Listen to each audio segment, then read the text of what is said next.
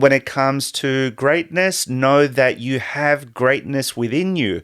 You just have to recognize that you have to have a vision, you have to have a goal, and work hard on achieving it. Every day is a day for you to move forward, take one step closer to achieving that goal, to achieving that dream. And you're guaranteed that you're already on the right path because the person that has the expertise is showing you the way, is giving you the methodology. Yes. And now you just have to do it. And that's where discipline kicks in. Okay? That's when you have to shut that voice down and put it to sleep, and you just go and take care of business. Yes. Hi everyone, welcome back to my show. Today is episode 27. So today's a special episode because I've got my son joining me. Hi David, how are you? Good, thank you. And you? I'm very excited to be here. Very excited to have you here, son. So today's episode, guys, I'd like to discuss with David greatness. Okay, so we in general love to look at great people, great athletes, great entertainers. In our martial arts industry, we look up to people like Bruce Lee as one of our heroes, and definitely Bruce Lee was one of the greats. But I'd like to remind everyone that all the greats were born with something very important, which was a vision. Okay, they always had a vision. They had a goal of what they wanted to become, but it wasn't instant. It wasn't like they were born already instantly as a great, but they had to develop their skills. They had to get better with hard work, with consistency, with discipline, with patience, and working hours and hours and hours on their craft to become great. Right? And I think it's really important for everyone to realize that, because everyone has the potential to be great. Right? Everyone has that greatness within them. So what they need to do is just recognize what their potential is, what they could be great at, and put in the hard work. Yeah, you're right. Because everybody's like born the same, but others might put in more effort, which makes them different to everyone else. Right, because the environment that we are born in, we don't choose that. Okay? We are born into our own families, but then you need to make the best and the most out of every situation, and you need to have a clear vision of what you want. I think it's really important. In our previous episode, when I was speaking with Stefan, we were also talking about, for example, putting in the hard work. Like myself, at the age that I am right now, I am still working hard to become the best version of myself, where I could easily be like the average person, even average martial arts teacher, and kind of let myself go and just think of the best times were already in the past. But it's not like that for me, because I always want to strive to become the best that I can be, and the best is yet to come. I want to always look forward to the next chapter, right? At first it was me as a student, and then me as, a young instructor, then a teacher, and of course being a father, a dad to you and your brother. That's the greatest joy in my life. It outperforms everything that I've done in my life, in my career as a martial artist. That's the most important thing for me. And to me, I always want to lead by example. I don't want the person to, I don't want to be the type of person that will just say something but not live what they say. Because children, and students can see who you really are by your actions. So whenever I'm teaching and whenever I'm demonstrating, I want to express the technique that I'm teaching. I want the student to see firsthand what it's all about. How should I be aspiring to perform the technique, the energy behind it? That to me is really important, because if I can plant a seed into a student and have them believe that they can be great, okay, then half of the journey is already done. Yeah. Now they just need to, water that seed and keep it alive and nurture it and take care of it and work hard. Then you can reach it. Yeah. Because like what I was saying in my previous episode with Stefan, the great coaches will always tell the great athletes, you need to listen, follow direction, and execute. It's 3 simple steps, but unfortunately not everyone will do it. will do it. But if you listen, you follow to the direction and you execute, you're guaranteed that you're already on the right path, because the person that has the expertise is showing you the way, is giving you the methodology. Yes. And now you just have to do it. And you have to work hard and you have to grind it. So that way you can see yourself becoming a better version of yourself. You can see yourself becoming that martial artist that you envision. Yes. That goal, that dream, that vision of becoming great. Yeah, I agree. So in your opinion, whenever there's like a day that you don't really want to wake up or train, what is like your process, or what do you think of when you don't want to train but you still do it? Great question, son. That's where discipline kicks in, okay? That's when you have to shut that voice down and put it to sleep, and you just go and take care of business. Yes. That's when you have to do what you have to do.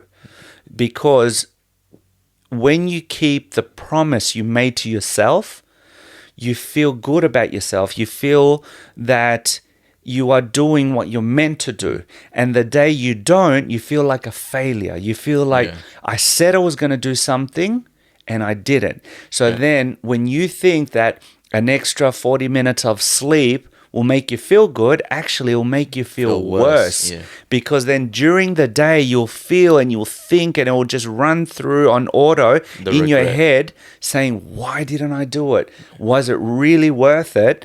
And then if you did it, you say to yourself, I'm not going to do that ever again. If I say I'm going to do this for, say, Monday to Friday at this time, then you go ahead and you do it. And then the moment you start to see the results, that's just wonderful. Yeah. The then progress. then you say to yourself, well, now I understand why I was told to do this, because I can see it in me. And like I always tell the students, once you have the technique and I've given it to you, it's yours. It belongs to you. You will have it for the rest of your life. Yes. No one can take it away from you. You know who can take it away from you? Yourself. Just yourself. Yeah. Just by stopping. Just by not doing what you're supposed to, slowly but surely, you will start to lose it. You'll start to forget it. And the moment you do that, you lost it. Yes. And when you lost it, you gave it back to me. The technique now belongs to me again. Yeah. And that's the process. That's how it works. Doesn't matter if you're 5 or 50. It's the same for everyone. Yes. And once you understand that, then it's just simple. It's not easy. It can be hard, but it's simple. Yeah. Right? Like, for example, with you, I started teaching you as soon as you could walk. Yes. You're my firstborn. So I had no previous experience of being a dad teaching their son. It was my dream. I always wanted to have a son and be able to pass on, the knowledge and everything. That was, I would pray to God that, he would grant me this wonderful gift of being a father and to have a son to teach. Yeah. But when I started teaching you at home, it was just one of those things that made me very happy and it was enjoyable. But then it came with challenges the moment I started teaching you at the school. Then you were part of a class, of a group.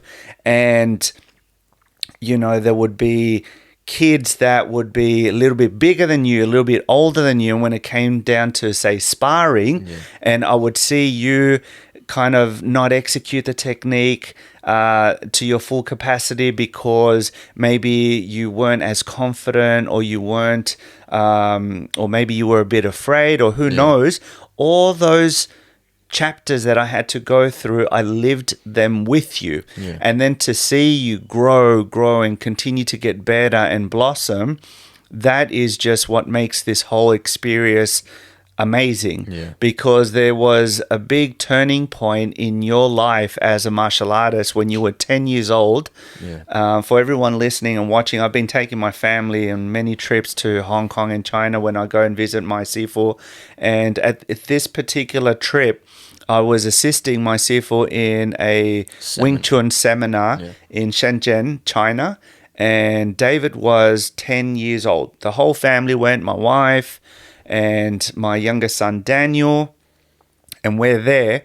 And you may remember this. You and Daniel, you both had your green t-shirts, your black shorts, your uniform, and you were just part of the class training on the side, in the back corner. And your Sigong would be leading class, teaching, but he would see you, you know, training a little bit on the side, but he was focused on teaching the class to the adults. And then I was just enjoying the moment, seeing, you know, my dear master there teaching and you training on the side with Daniel, and mummy's there as well, taking pictures and taking care of you boys, and I'm helping teach the class. But then suddenly you and Daniel would just train like as if you were part of the class. It was sort of like we were in there. You were part of the class. I mean, your Sigong would say, okay, now we're going to be working on this. And you two boys, because I've been training you forever, you knew what to do and how to do it. So you were training, right? And then suddenly when it came down to do the circle training. That's the time, that's the moment that changed everything for you. That's the day that you became a young man. Because your Sigong asked you to do the circle in the middle, surrounded by adults. Now, for everyone watching on YouTube, I will just insert a little clip of what I'm saying so that way you can see. So you're surrounded by adults. We're in China. Okay. You don't know anyone. They're all adults. You're a young boy, 10 years old, and you look at me with your eyes with fear. Fear because you didn't want to get hurt. You had never done a circle training ever. And, of course, fear because you didn't want to fail in front of the eyes of the Grandmaster.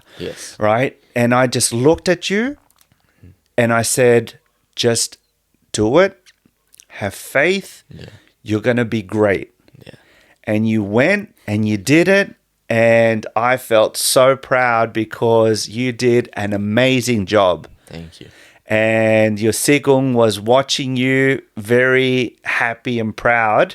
And then from that point on, during the seminar, he was teaching you, he was, you know, correcting you and giving you tips and helping you with your technique. And then when we came back home, you were a different boy, right? Then you took training very seriously. And it hasn't stopped. And even during the pandemic, which was, you know, a blessing in disguise, because then you really had the time just to train. So when we were doing the online classes, even in the morning training as well. Exactly. We would do our morning training, and then you would help me for a couple of hours every day when we were teaching the online classes. After school. So you would just go. And that's where you propelled. And you got to the next level with your training, which I'm super happy. And now you're, of course, an assistant instructor at our school, which is that next phase in your in your career, in your progress. And yeah, I'm super happy and happy to have you in this podcast episode. And I hope it's not the first one that you join me.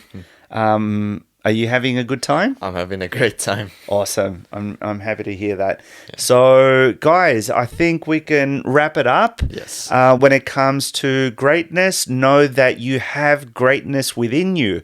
You just have to recognize that you have to have a vision, you have to have a goal, and work hard on achieving it. Every day is a day for you to move forward. Take one step closer to achieving that goal, to achieving that dream.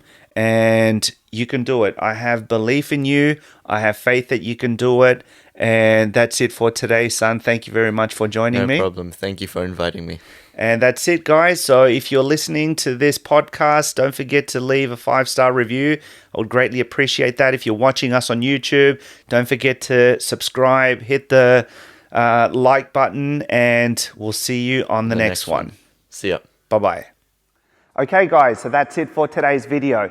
Thank you so much for watching. If you enjoyed it, please click the like button, share it with a friend. And guys, don't forget to check out some of my other videos. There's plenty of material there to keep you busy training and taking your Wing Chun to the next level. If you haven't already, check out my online academy. It's umauniversity.com.au. There's a free introductory applied Wing Chun course you can check out and learn from those videos as well. Having said that, I'll see you in the next one.